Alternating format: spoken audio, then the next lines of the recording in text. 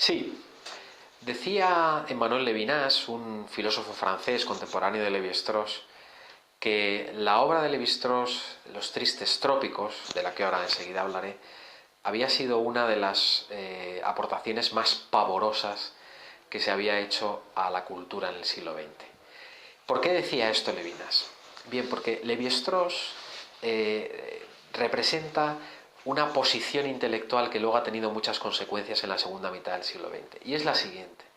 Y es que si nosotros queremos comprender a los seres humanos, no podemos comprenderlos si tenemos una idea previa de lo que el ser humano es o tiene que ser. Es decir, si nosotros pensamos que el ser humano responde a una esencia de lo humano, entonces generalmente aplicaremos esa esencia de lo humano a la comprensión de los seres humanos singulares.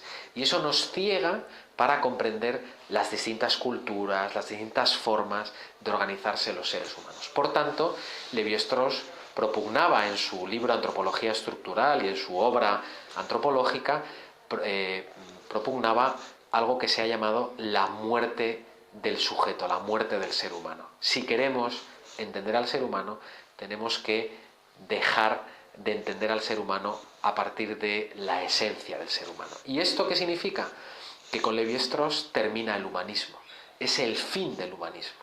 A partir de Lévi-Strauss va a surgir toda una rama de la cultura en Francia, que luego se generalizará a todo Occidente, en la cual se eliminará del horizonte cultural lo que se ha llamado el humanismo, es decir, poner al ser humano en el centro y a un ser humano que sea el ser humano occidental. Bien, ¿dónde puede uno leer esto en Lévi-Strauss de una manera que no sea muy técnica? Es decir, que no sea introducirse en la posición académica que conocemos como estructuralismo. Pues yo diría que es en su obra más fascinante, que es Tristes trópicos, en la que Lévi-Strauss, esta obra está publicada en el año 56, en la que Lévi-Strauss cuenta sus viajes por distintas islas tropicales y qué es lo que se va encontrando en todas ellas.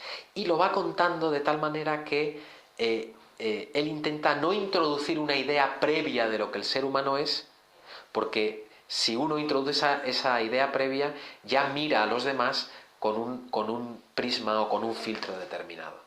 Y entonces él se deja llevar por las prácticas sexuales, por las prácticas matrimoniales, por las prácticas gastronómicas, por las distintas prácticas que se va encontrando, intentando no introducir un juicio sobre ellas aparte de una idea previa de lo que es el ser humano. La conclusión o las conclusiones a las que uno llega cuando lee esa obra, pues no se las voy a revelar porque cada uno encuentra las suyas, y lo que sí les puedo asegurar es que de la lectura de Tristes trópicos uno no vuelve a ser el mismo.